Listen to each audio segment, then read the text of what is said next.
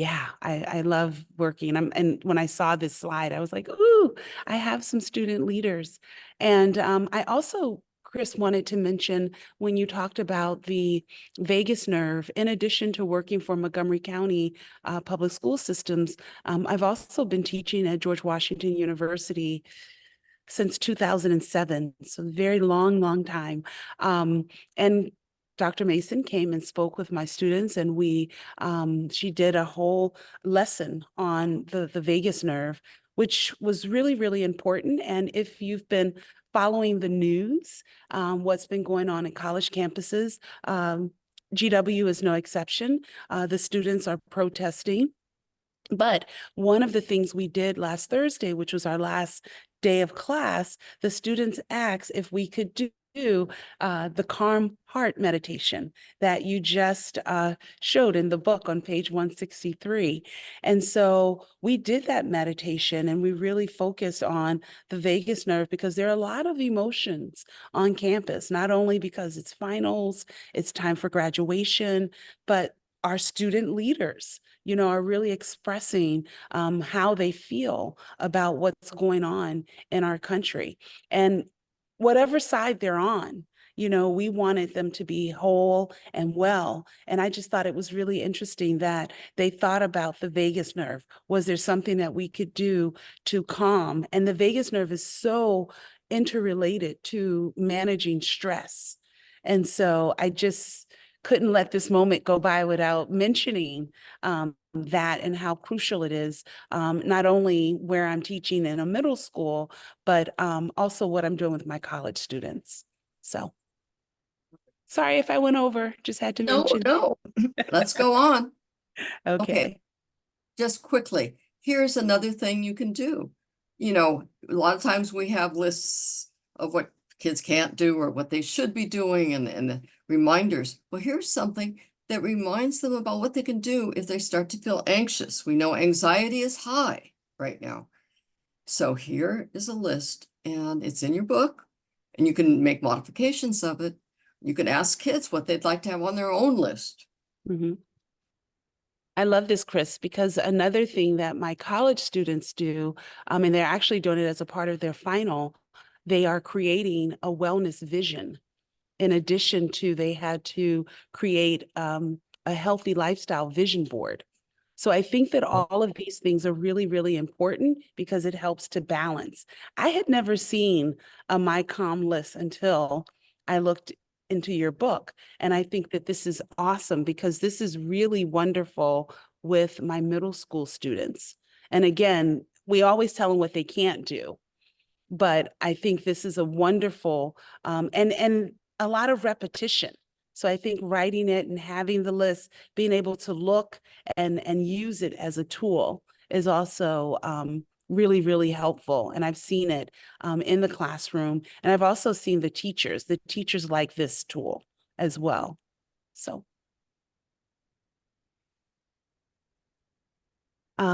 next slide.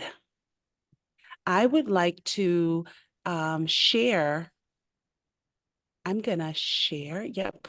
I would like to just briefly share with everyone some of what we've been doing here in Montgomery County. Let me kind of get things out of my way. And so here I'm at Briggs Cheney Middle School in North Silver Spring, Maryland, and really special space. I've really enjoyed my time here, but I would just like to, if we have any educators in this Zoom, or maybe who's ever watching this in the future, how did it all start here at Briggs Cheney? And we actually started with the foundation of mindfulness. The Well, program started. excuse me, can you put it on slideshow mode? They'll Oh, see, yeah, up at the top says slideshow. Over, over. over there. Okay, this got in my way. Let me, there. Yeah, play from Okay, whatever. Good. great. Thank you. Mhm. All right. So just a little bit about what we did and how we came to be. In 2019, 2020, we know that school was great.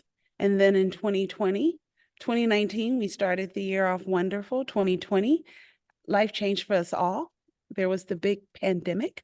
And you know, there was lots of mayhem. We had a high suspension rate, especially for African American students, especially those that were receiving special education services. And we were looking for ways and strategies to help build those relationships and also to de-escalate some of the behaviors we were seeing in the classroom. So in 2021, MCPS got really, really progressive. They hired a mindfulness coordinator, which is in our building. That's Angela Norwood. She is a 30-year educator here in Montgomery County. They also hired a mindfulness educator, which is myself. We introduced mindfulness. So if anyone goes to the Montgomery County Public Schools website, you can see that there is a plethora of tools. We had virtual hour lunch sessions where students could build connections. We could do breath work. We would do stress management and yoga. Some of the other experiences you can see around the building, affirmations, breath work, some of what Dr. Mason just talked about, self-care routines, journaling, yoga, and movement. Yep. Oops. Sorry. So again, we didn't start with yoga. We started with mindfulness because we wanted that holistic approach where we were focusing not just on the body, but we were focusing the mind, the body, while embracing the present moment. Here at Briggs Cheney, I work with the staff, administrators, and also students, all around wellness, self-care, breath, movement, sensory awareness, and self-exploration. Okay. Oh, I'm going backwards. Okay. Just a few things, if you'll notice, for those of you that are research junkies, we certainly did a student well-being survey, and what we found was really interesting. You see, some of the issues were self-esteem, stress, communication. We were also dealing with, 2020 grief and loss, depression. Students were having a really hard time with conflict resolution. Obviously, when we came back into the buildings, making friends, bullying, all of these things were an issue. And we wanted to hear from the students in terms of how we could support them. So one of the things that we did really quickly, we developed a course which is now offered to all of the students in our building, especially our 7th and 8th graders. It's a mindfulness for teens.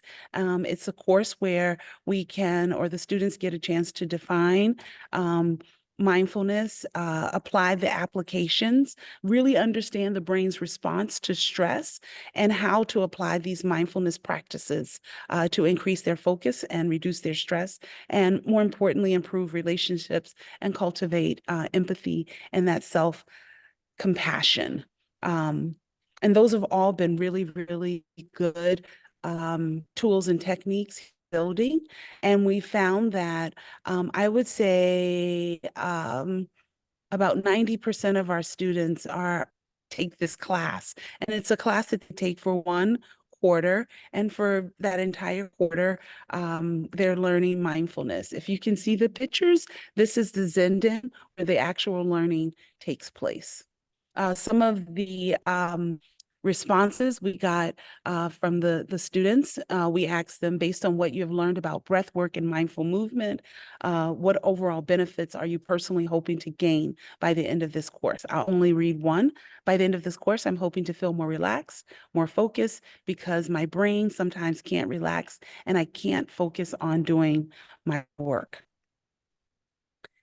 And here you have that this is an official course in Montgomery County Public Schools effective November 10th, 2022. You can look it up. It's a one semester course. It's for a grade. And yeah, we're doing that here. We also, in terms of how do we create safe spaces, sacred spaces, we do a lot of staff wellness here at Bridge Cheney. We believe that you have to start with your own personal practice somehow, whatever that is.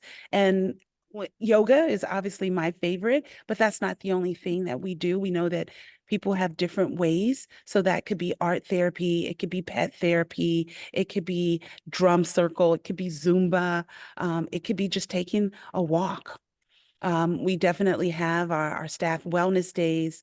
You see here is our pet dog that the students love. This is a Zen den where students and staff can go to relax during the day. This is a bunch of our teachers just having a great time in their Zumba class. This is a yoga class with me. This is our art therapy class. And we find that these things really, really work. And again, what I mentioned earlier was first, really encourage our teachers and our staff, however that manifests, to try to develop your own personal practice of mindfulness, of yoga. Then we kind of move into that place where you're embodied with this teaching and it becomes a part of your practice and you're mindfully teaching. And then you move into that place where you can integrate it throughout your day and you're actually teaching mindfulness. And so when we think about how do we create these spaces in our classrooms, because it's not always convenient for students to go outside of the classroom. So we have where a lot of our teachers have begun to create calm corners. And we kind of do it around sensory. You know, we think about what are some things that the students can maybe touch? What are things that they're seeing? What are some things that they can smell? You know, I had one teacher where she would allow the students to get up. They could maybe get a peppermint. And I remember the first time I saw it, I'm like, they're eating candy in class. They're not supposed to do that. She's like, yeah, they can do that.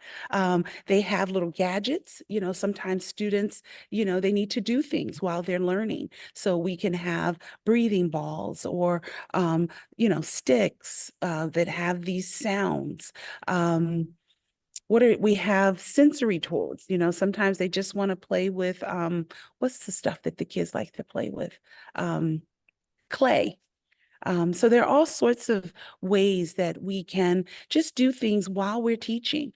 We have now where a lot of our teachers will start the class with maybe just a minute of breathing, you know, just to center ourselves, similar to what Dr. Mason did to start our class. So how is it going now? You know, we've gone from 2019 to 2023, 2024. We have a mindfulness class for teens, and it's a course that's been approved by MCPS, and the curriculum is being shared countywide. I have trained a cohort of teachers here in the building. We have calm corners in our classroom. We have monthly mindfulness staff meetings, and we've been incorporating Yoga for Youth, their curriculum during lunchtime and after school programs with WA. And I'm really, really excited because Yoga for Youth is a program developed by Krishna Kaur, who's also one of the authors of the book. So I'm really, really excited because we get to use this book throughout the school year, and it's been such a wonderful resource. Yoga as a tool for transformation. Another thing that I wanted to mention, in the Yoga for Youth program, and I find this to be also very, very helpful, sort of very similar if you are a yogi to those 8 limbs of yoga, having those principles and those foundations. So typically in a classroom, and I've found this to be very helpful with the students, these are the foundations that we use, but I also find that these are great anchors. You know, so to speak, right understanding, right intention, right speech, right action, right livelihood, right attitude, right mindfulness, right concentration. And you can see that all of those things can be a book within themselves. But finding something that can help to anchor a theme, right understanding as you're teaching your science, as you're teaching your math, as you're working on English, all of these things can be applicable to our day-to-day living and lives. And I think that is it. Let me stop sharing. So I would just say be really, really creative in creating that space and really try yourself first before you try teaching. Just try, even if it's the humming breath, every day, or taking a walk and just connecting with your own sense of awareness. Mindfulness is awareness. And so yoga is awareness. All of these things are interrelated and integrated. And what we're trying to do here is to bring it all together, and help the kids to work with their whole body, their whole mind, their whole breath. So I'm going to stop here because I think I went a little bit over time, but I'll stop. And if there are any questions, we're certainly here to respond to those. But definitely, this has been a wonderful, wonderful tool, because not only do we talk about yoga, but there's also mindfulness, there's also meditation, there's also the research. So it's like a one-stop shop. A lot of the yoga kriyas that we do in Yoga for Youth are also included here. So this is the text that I highly recommend to our teachers. Some love yoga, some don't, but they find this to be a really good tool to use. So you don't have to be a hardcore yogi to do any of these things. Just start and do it. Thank you. Thank you, Kahlil. And I'll just add to this, when I was writing this book, Jeff Donald, who is also a um, mindfulness coordinator in Montgomery County, was one of the co-authors, and he said as well, start where you can, do what you can, and if you've got a breath you love to do, practice that and share it with students. And we would say that with anything that's in this course, if you feel comfortable doing it and you think it'll help others, practice, get your confidence up in that one or two things and start. So Kahlil, I'm looking at our time and I'm thinking, well, let's hold off. We can do this one next time. We've got one more class session because I know how people's time is. So let's just go maybe to the meditation. Maybe we can do like 2 minutes of meditation.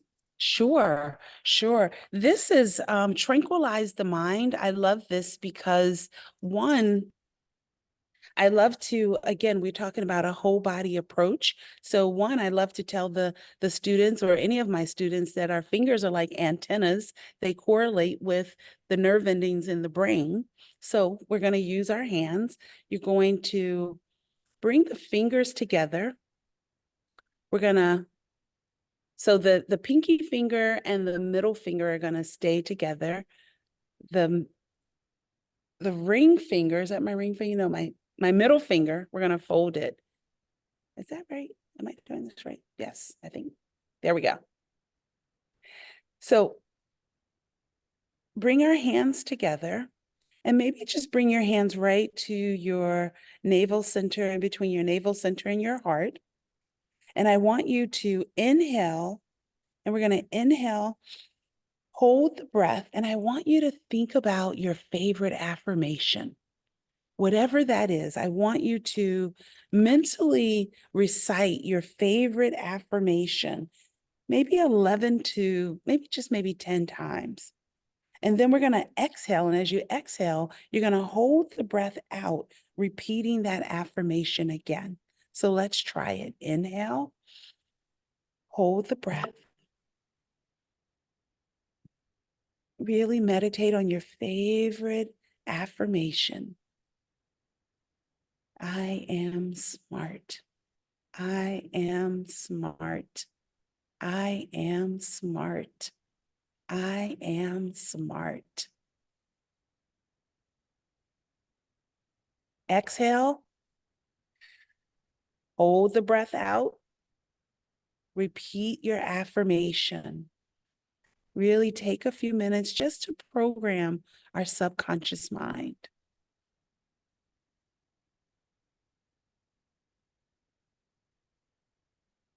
One more time. Inhale deeply. Hold the breath. Eyes focus right at the brow point. Really focus on your affirmation. Now exhale. Hold the breath out.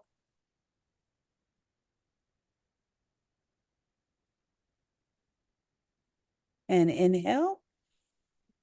And let's stretch our arms up. Remember to smile, maybe shake it out. And thank you so much. Tranquilize the mind. Wonderful. Wow. And I don't know about you, but for me, that was very, very helpful just to do it with the affirmations. So there are various ways of using these tools, and we're going to quickly go through a couple slides and just say, hey, do you have questions? I will skip over this one. This is in the book. Here's our website. I want to make sure you know about it because there are a lot of tools here to help you. Next slide.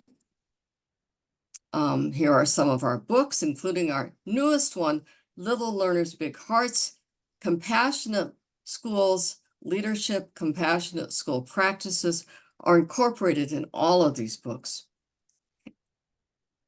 And next, here's our newsletter. You can subscribe to that by emailing either myself or Sarah Sanchez, who's also with us today, and we will get you on that list. Okay. So if you're coming back, I think it is June 12th. We skipped that first week of June because we know how busy the first week of June is. So June 12th is the last part of this segment. The reading assignment is for the last part of the book. There will be some things on establishing a mindful, compassionate community and on being a mindfulness leader in your school.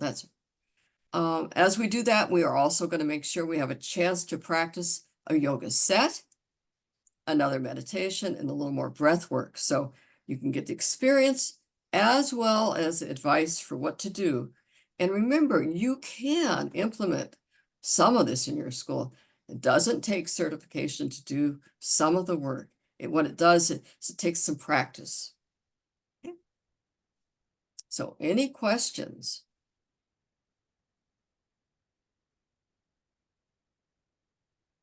Well, Kahlil, I want to thank you for being with us again today and for your leadership, for what you're doing at Montgomery County and at GW.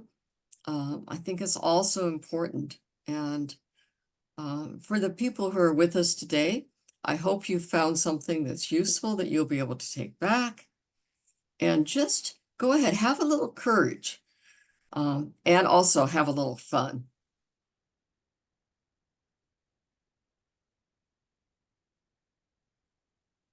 So with that, we will go ahead and close tonight's session. Feel free to email us at any time if you have questions. And hope, again, that you found something that you can take back and use. Do we have one new message? Maybe. Oh, Sarah is also giving her email to sign up. Wonderful. Kahlil, anything else from you? No, I would just like to say thank you. It's always a lot of fun and a great honor to share a platform with you and your team. And it's a great, I love sharing what we're doing here in Montgomery County and what I'm doing at George Washington University. And I'm really hoping that others have found this information to be very, very helpful. But not just because I'm a part of this platform, but Cultivating Happiness is really one of my favorite resource tools as a teacher. So thank you. And many thanks to Haley and Sarah. Always wonderful. Thank you. And till next time, take care.